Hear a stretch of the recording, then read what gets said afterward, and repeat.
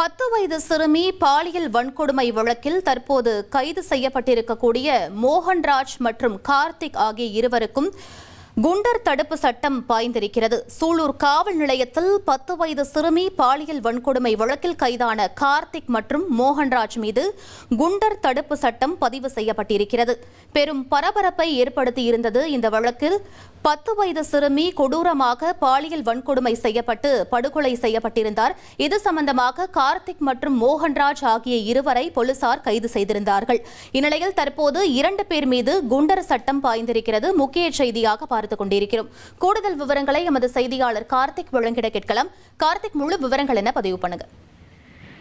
வணக்கம். தமிழ்நாட்டையே உலுக்கிய சூலூர் 10 வயது சிறுமி பாலியல் வன்கொடுமை கொலை வழக்குல பாத்தீங்கன்னா 2 பேரை சூலூர் காவல்படை கைது செஞ்சிருந்தாங்க. அதுல கார்த்திக் என்ற 33 வயதுடைய நபரும் மோகன்ராஜ் என்ற அவருடைய நண்பரும் இந்த வழக்குல சம்பந்தப்பட்டு சிறுமியை பாலியல் வன்கொடுமை செய்து கொடூரமாக கொலை செய்த பிரிவின் கீழ் இவர்கள் மீது வழக்கு பதிவு செய்யப்பட்டிருந்தது.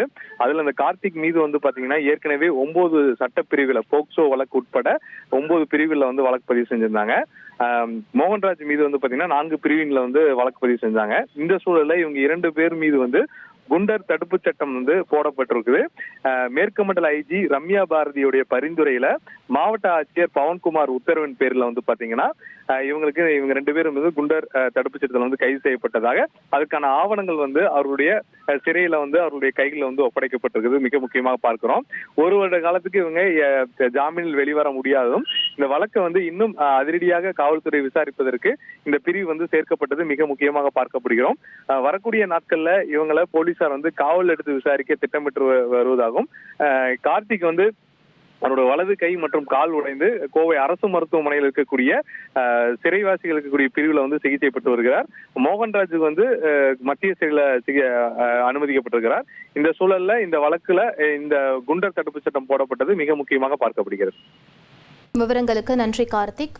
1,28,00,000 மனங்களை வென்ற தந்தி டிவி யூடியூப் சேனல். தவிர்க்க முடியாத தம்ப்நெயில், கலக்கலான கான்டென்ட்ஸ். நீங்களும் இந்த குடும்பத்தில் இணைய இப்பவே சப்ஸ்கிரைப் பண்ணுங்க. அசுரபலம் கொண்ட எங்கள் டிஜிட்டல் கரங்களில் உங்கள் விளம்பரங்களை சேர்க்க வாட்ஸ்அப் பண்ணுங்க. 8939888838.